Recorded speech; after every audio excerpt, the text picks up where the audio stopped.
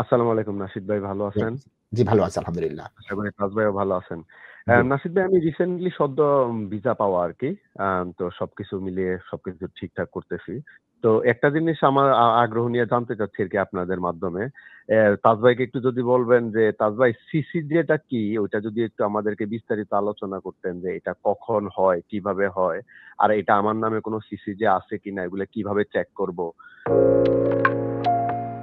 সোজা না, বিস্তারিত দরকার নাই দর্শক, অত্যন্ত সোজা। আর কি ক্ষতি কাউন্টি হইছে? Court judgment, county court judgment স্বল্প মূল্যের কোন অর্থনৈতিক যদি গাফিলতি থাকে সেটার জন্য কাউন্টি কোর্ট জাজমেন্ট হয়। ইউটিলিটি বিল দেওয়া হয় নাই, মোবাইলের বিল দেওয়া হয় নাই, কাউন্সিল ট্যাক্স দেওয়া হয় নাই, টাকা পাইতো টাকা দেওয়া হয় নাই, ইনভয়েস পেতো ইনভয়েস দেওয়া হয় নাই। এটাকে সিসিজে বলা হয়। এটা আইনজীবী নিতে হয় না, অত্যন্ত ছোট প্রসিডিওর।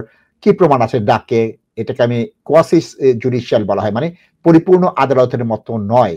সুতরাং এটায় অনেকটা ইনফর্মাল ভাবে বলা হয়, তুমি কেন এই বিল দাও নাই, কাউন্সিল ট্যাক্স দাও না, টিভি লাইসেন্সের টাকা দাও নাই, এই প্রশ্নগুলো করা হয়।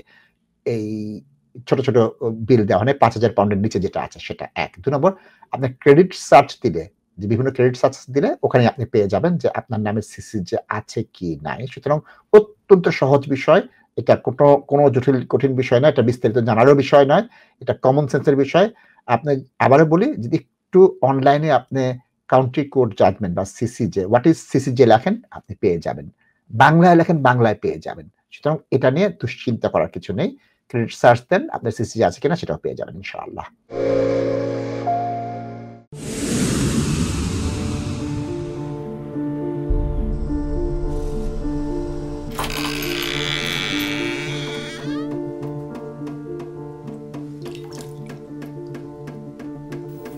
ইংল্যান্ডে আমরা চাইলেও অনেক কিছু করতে পারি না, অনেক ঝামেলা।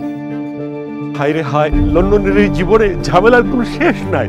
আমি লাল, আমার ইমিগ্রেশন, ঘর, ব্যবসা সবকিছুর ঝামেলার সমাধানে সবসময় পাশে আছে তাজ সলিসিটার।